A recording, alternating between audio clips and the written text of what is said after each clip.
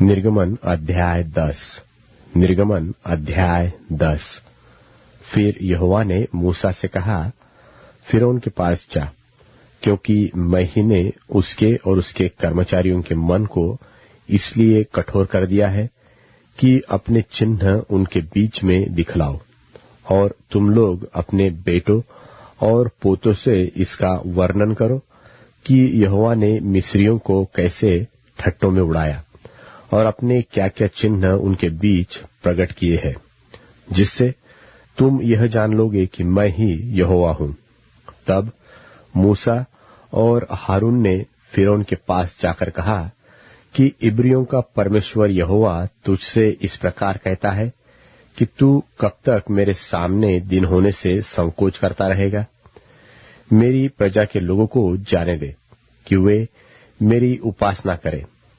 यदि तू मेरी प्रजा को जाने न दे तो सुन, कल मैं तेरे देश में टिड्डियां ले आऊंगा और वे धरती को ऐसा छालेंगी कि वह देख न पड़ेगी, और तुम्हारा जो कुछ ओलों से बच रहा है उसको वे चट कर जाएगी, और तुम्हारे जितने वृक्ष मैदान में लगे हैं उनको भी वे चट कर जाएगी, और वे तेरे और तेरे सारे कर्मचारियों निदान सारे मिस्रियों के घरों में भर जाएगी।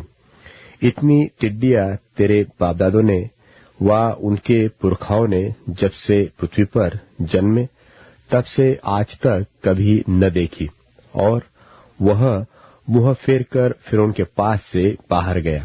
तब फिरौन के कर्मचारी उससे कहने लगे, वह जन कब तक हमारे लिए फंदा बना रहेगा? उन मनुष्यों को जाने दे कि वे अपने परमेश्वर यहोवा की उपासना करें। क्या तू अब तक नहीं जानता कि सारा मिस्र देश नाश हो गया है?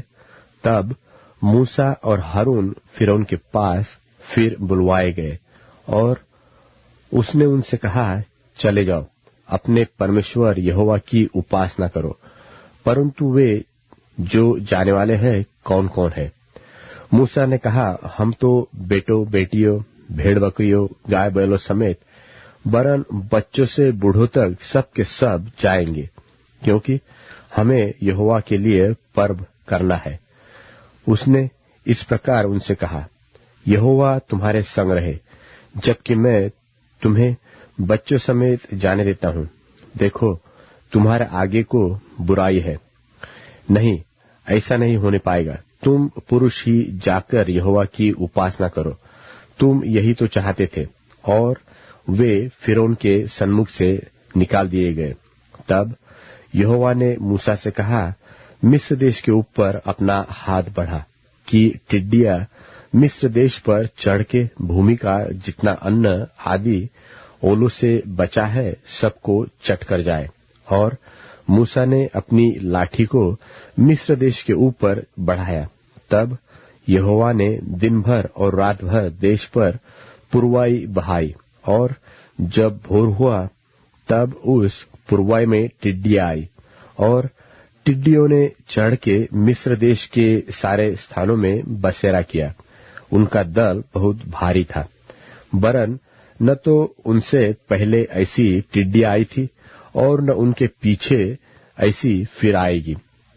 वे तो सारी धरती पर छा गई, यहाँ तक कि देश अंधेरा हो गया, और उसका सारा अन्न आदि और वृक्षों के सब फल निदान जो कुछ ओलों से बचा था सबको उन्होंने चट कर दिया। यहाँ तक कि मिस्र देश भर में न तो किसी वृक्ष पर कुछ हरियाली रह गई और न खेत में अनाज रह गया। तब फिरौन ने फुर्ती से मूसा और हारून को बुलवा के कहा, मैंने तो तुम्हारे परमेश्वर यहोवा का और तुम्हारा भी अपराध किया है, इसलिए अब की बार मेरा अपराध क्षमा करो और अपने परमेश्वर यहोवा से विनती करो कि वह केवल मेरे ऊपर से इस मृत्यु को दूर करे। तब मूसा ने फिरौन के पास से निकलकर यहोवा से विनती की।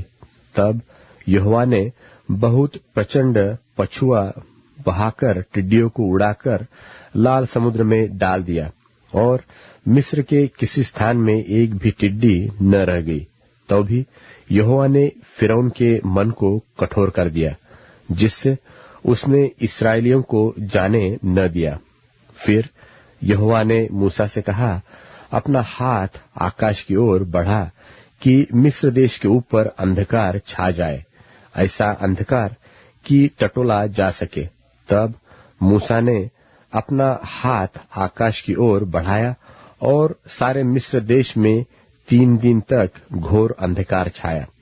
3 दिन तक न तो किसी ने किसी को देखा और न कोई अपने स्थान से उठा, परंतु सारे इस्राएलियों के घरों में उजियाला रहा।